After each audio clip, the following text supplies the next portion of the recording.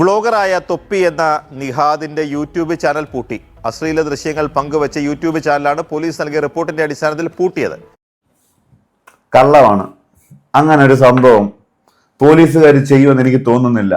ഒരാളുടെ ജീവിതമാർഗം അയാൾക്ക് അതുവഴി ഫിനാൻഷ്യലായിട്ട് എന്തെങ്കിലും പ്രയോജനം ഒരു കാര്യത്തിലൂടെ നടക്കുന്നുണ്ടെങ്കിൽ അത് അയാളുടെ ജീവിതമാർഗമാണെങ്കിൽ, ഫോർ എക്സാമ്പിൾ ഒരു യൂട്യൂബ് ചാനലിലൂടെ മാസ വരുമാനം വരുന്ന ഒരു വ്യക്തിയുടെ ജീവിതമാർഗം ആ ചാനലാണെങ്കിൽ അത് തകർക്കാൻ ഒരു പോലീസും തയ്യാറാവത്തില്ല. പോലീസുകാർ എന്താണ്, അവരത്ര ക്രൂരന്മാരായിട്ട് എനിക്ക് തോന്നിയിട്ടില്ല. ഇനി അഥവാ ഏതെങ്കിലും ഒരു സ്റ്റേഷനിൽ അങ്ങനെ ഒരു കേസ് ഉണ്ടെങ്കിൽ പോലും കോടതി ഒരിക്കലും അതിന് തയ്യാറാവത്തില്ല. കോടതി അങ്ങനെ ചെയ്യുവോ?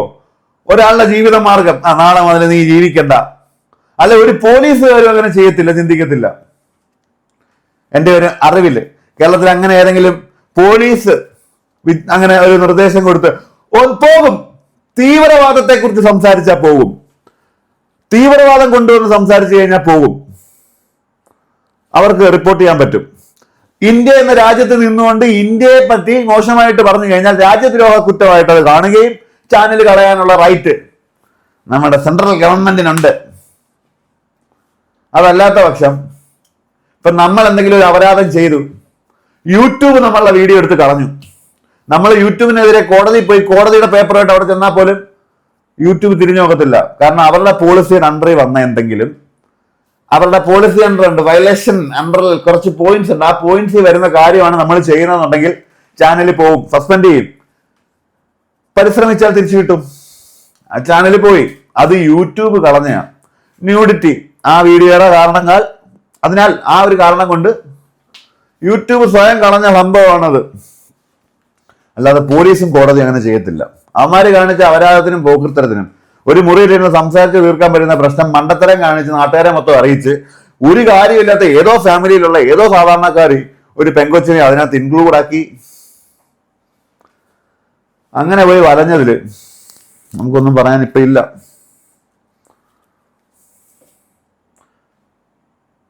ആദ്യത്തെ കാര്യങ്ങളിൽ ഞാൻ ഈ പറഞ്ഞ തൊപ്പി എന്ന് പറയുന്ന എൻ്റെ സുഹൃത്താണ്. അദ്ദേഹത്തെ ഞാൻ എൻ്റെ പ്രിയപ്പെട്ടവനാണ്. അവൻ അങ്ങനെയൊക്കെ ചെയ്തതിലും അങ്ങനെയൊക്കെ അവൻ്റെ ജീവിതത്തിൽ സംഭവിച്ചതിലും എനിക്ക് വിഷമമുണ്ട്. അവന് തിരിച്ചു വരാൻ കഴിയട്ടെ എന്ന് ഞാൻ പ്രാർത്ഥിക്കുന്നു.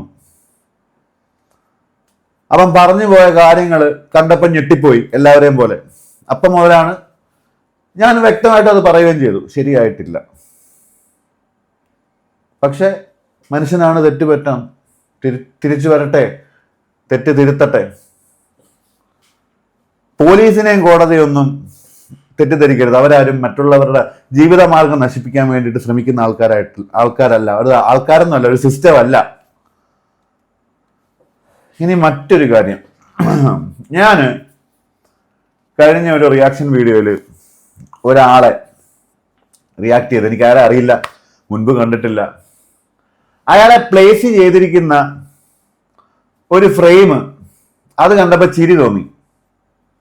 ഞാൻ ഏകദേശം വീഡിയോ കാണുമ്പോൾ നിങ്ങൾക്ക് മനസ്സിലാവും തോന്നുന്നു. ഉസ്താദാ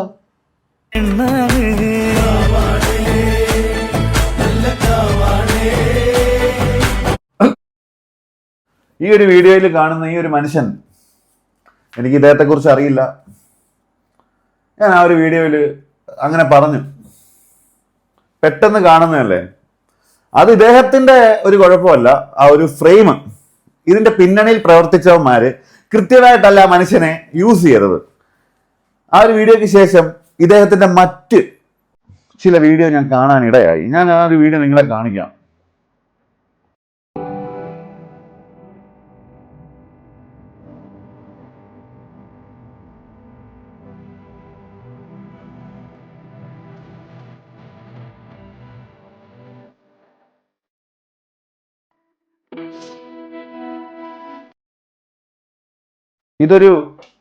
ഞാൻ ഭയങ്കരമായിട്ട് എനിക്ക് വിഷമമുള്ളതുകൊണ്ടാട്ടോ ഞാനിത് പറയുന്നത്.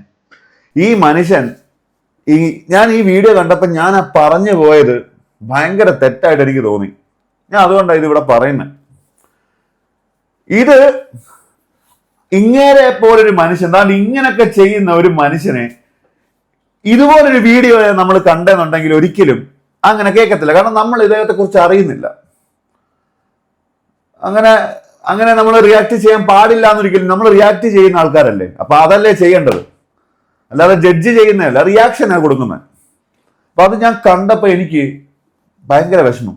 എനിക്ക് ഇദ്ദേഹത്തെ പോലെ ഒരു മനുഷ്യനെ കൊണ്ടുവന്നിട്ട് ഇവിടെ കൊണ്ട് ക്യാമറ വെച്ചിട്ട് ഇങ്ങനെ, ഈ സംഭവം എൻ്റെ ഉള്ളിൽ കിടക്കുവാണ്. തൊട്ടടുത്ത ദിവസം ഇദ്ദേഹത്തിന്റെ മെസ്സേജ് എനിക്ക് വരുക. അദ്ദേഹത്തിന്റെ പ്രൊഫൈലൊന്നും എനിക്ക് അറിയത്തില്ലായിരുന്നു. അദ്ദേഹത്തിന്റെ മെസ്സേജിൽ ഞാൻ മനോജ്, ഞെരളത്ത്, പാലക്കാട് മണ്ണാർക്കാട് അദ്ദേഹത്തിന്റെ സ്ഥലം, അദ്ദേഹത്തിന്റെ പാരമ്പര്യ കലാരൂപമായ തിറ ഉയർത്തിക്കൊണ്ടുവരാൻ വേണ്ടി ഞാൻ ഒരുപാട് കഷ്ടപ്പെട്ടതാണ്. ഒരുപാട് വേദികൾ തേടി അലഞ്ഞിട്ടുണ്ട്. അദ്ദേഹത്തിന്റെ ആ ഒരു മെസ്സേജും കാര്യങ്ങളുമാണ്. ഞാൻ വിചാരിച്ചു അദ്ദേഹത്തിന് ഒത്തിരി വിഷമം ഉണ്ടായി കാണും. അതുപോലെ തന്നെ എനിക്ക് അദ്ദേഹത്തിൻ്റെ അടുത്ത് മാപ്പ് പറയണം ഡയറക്റ്റ് തോന്നി. അദ്ദേഹത്തിന്റെ മറുപടിയാണ് എന്നെ ഞെട്ടിച്ചേട്ടോ. ഞാൻ അതിലേക്ക് എത്താം. ഒരു മിനിറ്റ്, എനിക്കൊരു കോൾ വരുന്നു. മോനെ, ഞാൻ വീഡിയോ ചെയ്തുകൊണ്ടിരിക്കുകയാണേ. ഞാൻ അതിലേക്ക് എത്താം. ഞാൻ അയച്ച വോയിസ് ആണ്. നമസ്കാരം, ഞാൻ മനോജ് ചേട്ടൻ്റെ മെസ്സേജ് ഇപ്പോഴാണ് കാണുന്നത്. എനിക്ക് 2 കാര്യങ്ങളാണ് മനോജ് ചേട്ടനോട് പറയാൻ. ഞാനൊരു വീഡിയോയിൽ മനോജ് ചേട്ടനെ റിയാക്ട് ചെയ്തിട്ടുണ്ടായിരുന്നു. ആ ഒരു റിയാക്ഷൻ മനോജ് ചേട്ടനോ മനോജ് ചേട്ടൻ്റെ ഫാമിലിക്കോ മനോജ് ചേട്ടൻ്റെ അടുത്ത സുഹൃത്തുക്കൾക്കോ വിഷമം ഉണ്ടാക്കിയിട്ടുണ്ടെങ്കിൽ എൻ്റെ ഹൃദയത്തിൽ നിന്ന് ഞാൻ മനോജ് ചേട്ടനോട് മാപ്പ് ചോദിക്കുന്നു. 2ാമത്തെ കാര്യം, മനോജ് ചേട്ടനെ പോലെ ഇത്രയും നല്ല രീതിയിൽ കലാരൂപം അഭ്യസിക്കാൻ കഴിവുള്ള ഒരു മനുഷ്യനെ കൊണ്ടുവന്ന് ചെയ്യിക്കാൻ പറ്റിയൊരു വീഡിയോ ആയിരുന്നില്ല ആദ്യം അവൻ ചെയ്തത്. ആ ഒരു ഫ്രെയിം മനോജ് ചേട്ടന്റെ മൂക്കിന്റെ തുമ്പത്ത് വെച്ച്, അവൻ ഏത് ക്യാമറമാനാ മനോജ് ചേട്ടാ? അവൻ ഏവനാ? മനോജേട്ടൻ കാല് മടക്കി ഒരു തൊഴി കൊടുക്കണ്ടായിരുന്നു അവന്. മനോജേട്ടൻ ഞാൻ ചോദിച്ചായിരുന്നു കാല് മടക്കി ഒരു തൊഴി കൊടുക്കണമെന്ന്. ഇദ്ദേഹത്തിന്റെ മറുപടി ഇതിനകത്തുണ്ട്. ഞാൻ പറഞ്ഞല്ലോ, മച്ചാനെ സന്തോഷം. എനിക്ക് ഒരിക്കലും എനിക്കത് വിഷമമായിട്ട് ഞാൻ പറഞ്ഞല്ലോ, ഞാൻ പോസിറ്റീവ് മൈൻഡുള്ള ആളാണ്. എനിക്ക് ഭയങ്കര ഇഷ്ടമാണ് ഇത്തരത്തിലുള്ള, അതിനൊന്നും ഞാൻ ഒരിക്കലും എതിർ പറഞ്ഞിട്ടില്ലല്ലോ. എനിക്ക് ഇഷ്ടം തന്നെയാണ്. പക്ഷേ അതിനു മുമ്പ് പുള്ളിക്ക് ഞാൻ ചെയ്ത വീഡിയോ ഒരിക്കലും പുള്ളിയെ വേദനിപ്പിച്ചിട്ടില്ല. പക്ഷേ ഇദ്ദേഹത്തിന്റെ ഒരു സ്ഥലമാവുമ്പോൾ പലരും ഉണ്ടല്ലോ, അങ്ങനെയുള്ള ചില ആൾക്കാർ അദ്ദേഹത്തെ വേദനിപ്പിച്ചതായിട്ട് എനിക്ക് തോന്നി. അദ്ദേഹത്തിന്റെ വാക്കുകളിലൂടെ എനിക്കത് മനസ്സിലാവാൻ പറ്റി. അതിനു മുമ്പേ എനിക്കാണെങ്കിൽ നിങ്ങളുടെ അടുത്ത് പുള്ളി വന്നു സംസാരിച്ചു, എനിക്ക് തിരിച്ച് നല്ലൊരു വീഡിയോ ചെയ്യണം തോന്നി, അങ്ങനെയൊക്കെ പറയാം. ഇതങ്ങനല്ല സംഭവം. ഇത് കറക്റ്റായിട്ടുള്ളൊരു കഥയാണ് ഞാൻ പറഞ്ഞേ. ഈ ഭയങ്കരമായിട്ട് ലോങ് ആയിട്ട് വീഡിയോ പോകുന്നുണ്ടെങ്കിൽ ക്ഷമിക്കുക. ഈ ഒരു കഥ വേറൊന്നുമല്ല. എനിക്ക് ഭയങ്കര ചെയ്തപ്പോൾ ഒരു വിഷമം തോന്നി, അത് തിരിച്ച് പറയണമെന്ന് തോന്നി. ഞാൻ പറഞ്ഞില്ലേ, നമ്മുടെ ചില സുഹൃത്തുക്കളും നമ്മളെ ഞാൻ പഠിപ്പിക്കുന്ന കുട്ടികൾ അത്തരത്തിലുള്ള അവരൊക്കെ ഇങ്ങനെ നമ്മുടെ അടുത്ത് ഇങ്ങനെ പറയുമ്പോൾ, പിന്നെ അവൻ്റെ ആ വീഡിയോ കാരണം അവൻ്റെ കാര്യം മാത്രം നോക്കി ചെയ്തതാണ്. ഞാൻ കുറ്റം പറയില്ല. കാരണം ഞാൻ അങ്ങനെയാണ്. ഞാൻ ചെറുപ്പം മുതലേ എന്താ പറയുക, ആ ഒരു രീതിയിൽ ജീവിച്ച് വളർന്നതാണ്. നമുക്ക് നമ്മുടെ ഫാമിലി പല പ്രശ്നങ്ങളും. അതായത് എനിക്ക് പേഴ്സണൽ അയച്ചാ മനോജ് ചേട്ടന് ഞാനിപ്പോ ഭയങ്കര ഫ്രണ്ട്സാണ്. ഞങ്ങൾക്ക് ഹാപ്പി ബർത്ത്ഡേ, ഞങ്ങൾ ഭയങ്കര കമ്പനി, അത് വിട്ടേക്ക്. അത് പുള്ളിയെ ഞാൻ പോയി കണ്ടോളാം. ഞങ്ങൾ വേറെ ടീമായിപ്പം, അത് വേറെ കാര്യം. മനോജ് ചേട്ടാ, ഇത് മനോജ് ചേട്ടന് വേണ്ടിയിട്ടുള്ളൊരു വീഡിയോ ആണ്. ഞാൻ നേരത്തെ തന്നെ മനോജ് ചേട്ടനോട് പറഞ്ഞായിരുന്നു, നമ്മൾ പേഴ്സണലി സംസാരിച്ചപ്പം. എനിക്കൊരു ചെറിയ തെറ്റ് പറ്റിയതാ മനോജ് ചേട്ടാ, ക്ഷമിക്കുക. നമുക്ക് തെറ്റുകൾ പറ്റാം അല്ലേ? ഞാൻ വലിയ കുറ്റം ചെയ്തു എന്നല്ല, ഞാൻ റിയാക്ഷൻ ചെയ്തു. അത് പുള്ളിക്ക് വേദനിച്ചു. അത് കണ്ടിട്ട് വേറെ ആൾക്കാർ എന്നെ വന്ന് എന്തെങ്കിലും പറയും, അതൊന്നും എന്നെ ബാധിക്കത്തില്ല എന്നാ തന്നെയാ എനിക്ക് തോന്നി. ഞാൻ ചെയ്ത ശരിയല്ല, തന്തേരായ്മയാണ്. ഞാൻ അദ്ദേഹത്തിനോട് സംസാരിച്ചു, ഞങ്ങൾ ഫ്രണ്ട്സാ. അതൊരു വലിയ കലയാണ്, അതൊരു വലിയ അഭ്യാസമാണ്, അത് ഭയങ്കര ആക്ടിവിറ്റിയാണ്. നല്ല ആരോഗ്യം വേണം. ഒരുപാട് ആൾക്കാർ അതിന് പിന്നിൽ ഇപ്പൊ പ്രവർത്തിക്കാൻ തയ്യാറായി വരുന്ന ഒരു കലാരൂപമാണ് അത്. അങ്ങനെ തന്നെ വരട്ടെ മനോജ് ചേട്ടാ. നമുക്കൊന്നുകൂടെ കാണാം. പാട്ട് കൊടുക്കാൻ പറ്റത്തില്ല. വരി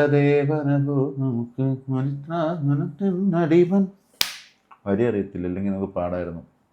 ഭയങ്കരമായിട്ട് കാണേണ്ട ഒരു സാധനം തന്നെയാണ് മനോജ് ചേട്ടാ. പൊളി. അപ്പം ഇതാണ് ഇന്നത്തെ വീഡിയോ എന്ന് വിചാരിക്കരുത്. നമുക്ക് കുറച്ച് ഗുണങ്ങളിലേക്ക് പോകാം. നമസ്കാരം, ഞാൻ എന്നെ ഒന്ന് പരിചയപ്പെടുത്താം. നമസ്കാരം, കേരള ജനക്കൂട്ടം വിക്കി ടെക്കിന്റെ മറ്റൊരു വീഡിയോയിലേക്ക് എല്ലാവർക്കും സ്വാഗതം. 10 മിനിറ്റേ ആയിട്ടുള്ളൂ, സാരമില്ല. നമുക്കിനി ഇൻസ്റ്റാ കൊണകളിലേക്കാണ് നമ്മൾ പോകുന്നത്. ഇൻസ്റ്റാ കൊണകളിൽ എന്തൊക്കെയാണ് വിശേഷങ്ങളെന്ന് നമുക്ക് നോക്കാം.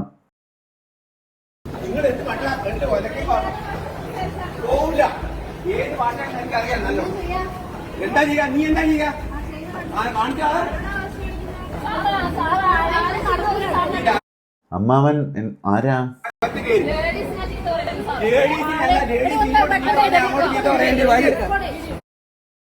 സമരത്തിലെ നേഴ്സുമാരോട് മോശമായി പെരുമാറി കൊയിലി ആശുപത്രിയിലെ മെഡിക്കൽ സൂപ്രണ്ട്. നേഴ്സുമാരോട് മോശമായിട്ട് പെരുമാറാൻ നമ്മൾ കൂടെ നിൽക്കത്തില്ല. അതിപ്പോൾ എന്ത് വിഷയമാണെങ്കിലും അവരെ ഒന്നെങ്കിൽ ശമ്പളം കൂട്ടി തരുന്നതിനെ കുറിച്ചോ അവർ ചെയ്യുന്ന ജോലിക്ക് അതുമായിട്ട് ബന്ധപ്പെടുന്നതിലും കാര്യമായിരിക്കും.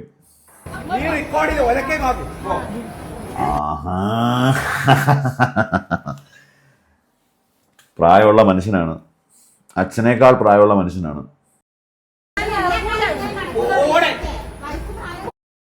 അമ്മാവൻ ഇപ്പോഴത്തെ കാലഘട്ടത്തെ കുറിച്ച് വലിയ ധാരണയൊന്നുമില്ല. എൻ്റെ പൊന്നമ്മാവാ, ഇച്ചിരി പൈസ ഇല്ല അമ്മാവാ, ഇവിടെ കൊണ്ടുപോകാനാണ്, കൊടുത്തൂടെ, അവരുടെ ആവശ്യങ്ങൾക്കായിരിക്കും.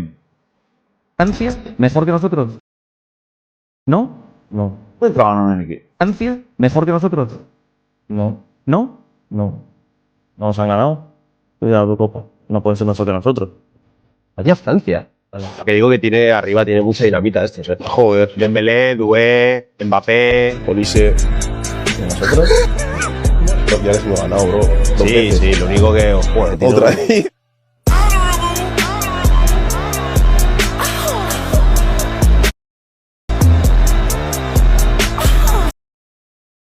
ഫ്രാൻസിന്റെ ഫുട്ബോൾ ചരിത്രത്തിൽ ഇങ്ങനെ ഒരു തോൽവി ഉണ്ടാവുമെന്ന് വിചാരിച്ചു കാണത്തില്ല.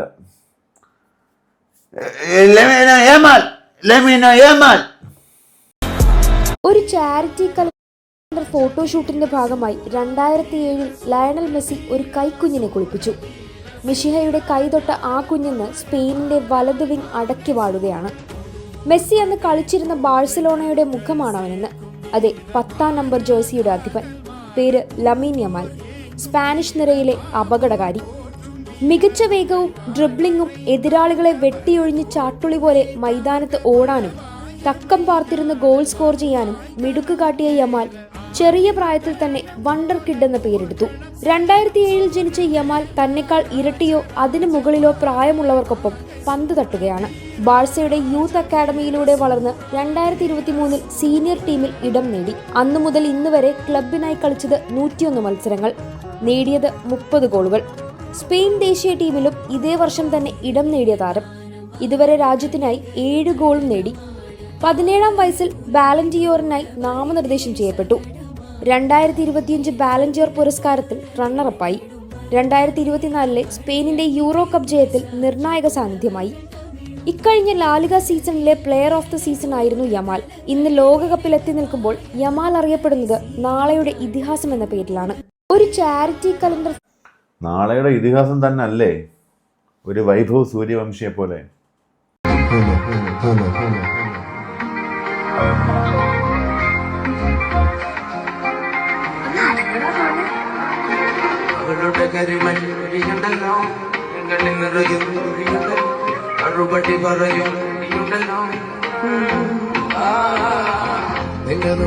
കണ്ടപ്പോ അടിവഴിയില് മഞ്ഞുള്ള രാത്രി നിന്റെ ചിരിയത് കണ്ടപ്പോ അയ്യോ നെഞ്ചിരാതി കരിമിഴിയുള്ള കളവാടി കണ്ടത് കണ്ടപ്പോ കണ്ടത് ഉടക്കി ചിരിക്കല്ല പെണ്ണെ കണ്ടാടി നിന്റെ മാറത്തെ പുള്ളി എന്നെ കുടുക്കിലെ കണ്ണിലെ നിറകന്റെ കയ്യിലെ വളകന്റെ കാലിലെ കൊടിച്ചിട്ട് എന്നെ കുടുക്കി അരയിലെ അരഞ്ഞാണ മരക്കെട്ട് കിടക്കുമ്പോൾ എനിക്കെന്റെ മോഹങ്ങൾ അടപൊട്ടി ഒഴുകുമ്പോൾ നോക്കല നീയൊരു നോട്ടത്തിൽ മുറകൊണ്ട് ചങ്കത്ത് പിടക്കണ നോക്കല നീയൊരു.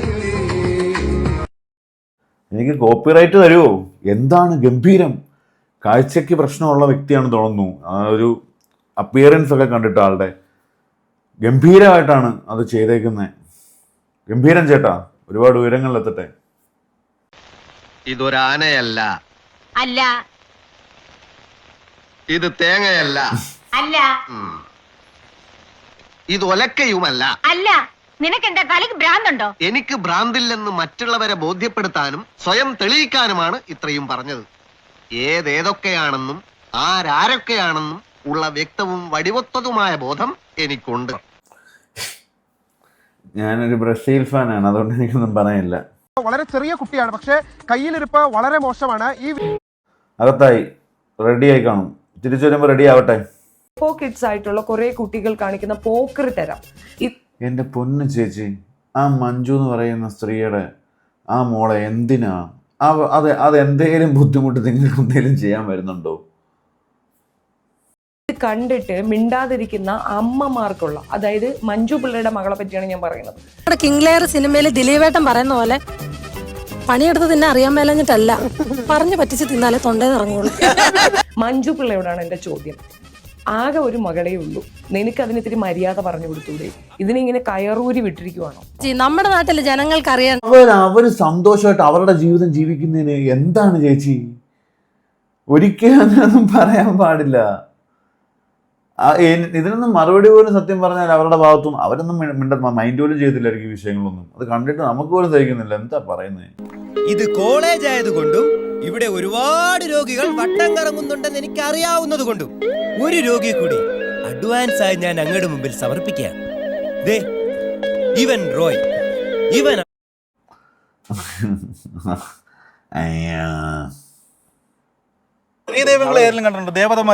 ദേവിമാരെ എല്ലാം കണ്ടിട്ടുണ്ട്, എല്ലാവരും കണ്ടിട്ടുണ്ട്. എല്ലാം മാറി മാറി മാറി വരും, എല്ലാ ദേവിമാരെയും കണ്ടിട്ടുണ്ട്. ഇത് കാണാത്ത ആരും ഇല്ല. ഭയങ്കര ഇല്ല, എല്ലാ 30 കോടി ദൈവങ്ങളെ ഞാൻ കണ്ടിട്ടുണ്ട്. അപ്പൊ ഞാനൊന്നും പറയണ്ടല്ലോ. ഈ കൈലാസത്തിൽ പോയായിരുന്നു? സത്യം, കൈലാസത്തിൽ പോയി. പാർവതി കണ്ടായിരുന്നു?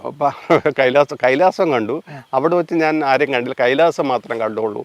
അതിന് മുമ്പായിട്ടാണ് ഞാൻ ശിവഭഗവാനും പാർവതി ദേവിയും ഞാൻ കണ്ടത്. ഇപ്പൊ നമ്മളൊക്കെ ഭൂമിയിൽ ഓരോ പണിയുണ്ട്. ഇപ്പൊ നമ്മളാണ്ട് ഞാനിപ്പോ പ്രോഗ്രാം അവതരിപ്പിച്ചോണ്ടിരിക്കുന്നു, ഇയാൾ ക്യാമറ എടുത്തോണ്ടിരിക്കുന്നു, ശ്രീടൻ ചേട്ടൻ ഇങ്ങനെ തൊഴുകൊണ്ടിരിക്കുന്നു. ഈ ദൈവങ്ങൾ മേളിൽ നിന്ന് എന്തോ ചെയ്യുന്നത്? അവർ ഈ സമയം പോക്കാൻ എന്തോ ചെയ്യുന്നത്? എന്തുമായിരിക്കും നമ്മൾ കാണുന്ന കാഴ്ച എന്തുവാ?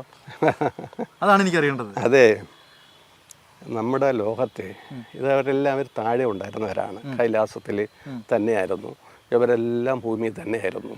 നമ്മുടെ ഈ ലോകത്ത് ഇപ്പോഴുള്ള അധർമ്മം മറുപടിയില്ല, വലയുക. അങ്ങനെയൊക്കെയുള്ള കൊണച്ച ചോദിച്ചു കഴിഞ്ഞാൽ എന്തോ പറയും പുള്ളി.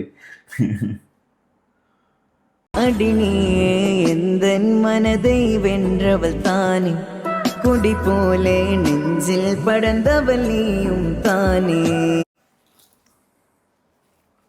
എന്തായാലും പറഞ്ഞു കഴിഞ്ഞാൽ മോശമെന്ന് പറയും. നീ നന്നായിട്ട് പാടി മോനെ.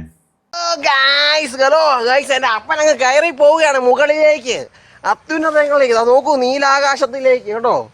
എനിക്ക് വേണ്ടി ഇത്രയും പ്രായത്തിലും കഷ്ടപ്പെട്ട് മുട്ടി പണിയെടുക്കുകയാണ് daddy. Daddy is my hero. Daddy my. നിന്നേക്കാൾ വലിയ ഏണിയൊന്നും പുള്ളിക്ക് ഇനി കിട്ടാനില്ല എന്നുള്ളതാണ് നിനക്ക് വരുന്ന കമന്റ്സ് വരെ. നീ പക്ഷേ അടിപൊളിയാടാ മുത്തേ. ഇത് കാണുമ്പോൾ ചിരിക്കുന്ന സന്തോഷിക്കുന്നതായിട്ടുള്ള ഒരുപാട് ആൾക്കാരുണ്ട്. മറ്റുള്ളവരെ ചിരിപ്പിക്കാൻ നമുക്ക് സാധിച്ചിട്ടുണ്ട്. അത് എന്ത് ചെയ്തിട്ടാണെങ്കിലും സാധിച്ചിട്ടുണ്ടെങ്കിൽ അത് വലിയ കാര്യം.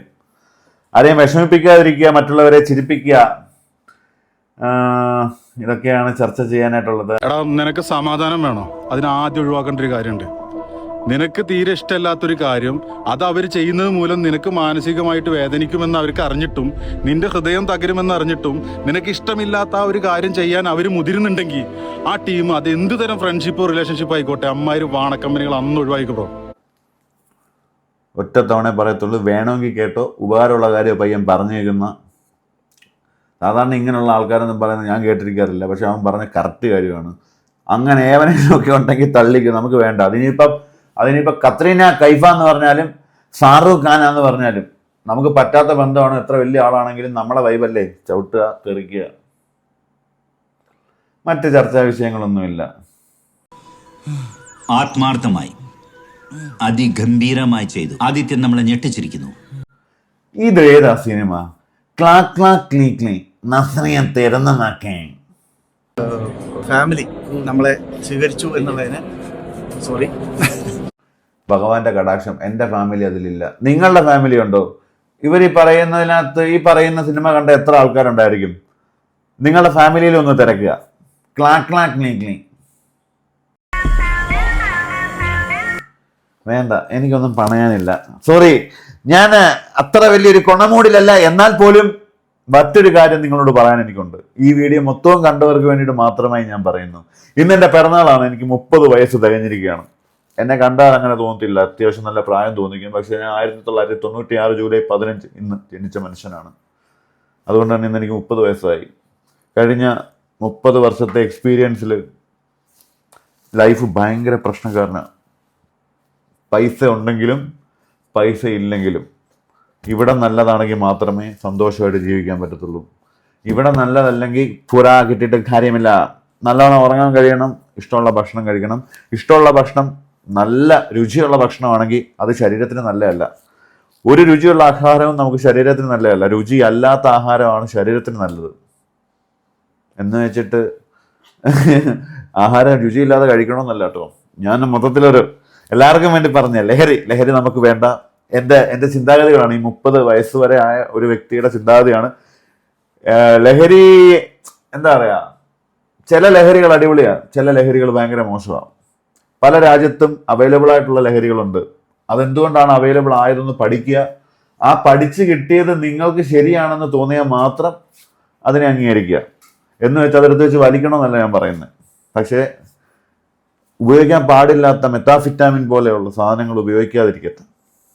അത് ഭയങ്കര ശരീരത്തിന് മോശമാണ്. ഉപയോഗിച്ച ഒരാളെന്നുള്ള നിലയ്ക്ക് മോശമായതുകൊണ്ടാണ് പറയുന്നത്, കൊള്ളില്ല. അതുകൊണ്ട് ഇതൊക്കെയുള്ളൂ പറയാൻ. 22 മിനിറ്റിലേക്ക് പോകുന്നു. മറ്റ് വീഡിയോകളുമായി ഇനിയും വരുമെന്ന് നിങ്ങളോട് പറഞ്ഞുകൊണ്ട് ദിസ് ഈസ് കേരള ജനക്കൂട്ടം വിക്കി തട്ടവേടൻ ബൈ രമ വേണു. എൻ്റെ പ്രിയപ്പെട്ട അമ്മയും അച്ഛനുമാണ് Rama Venu. Happy birthday to me. Thank you. Emotional ആണ് ഞാൻ.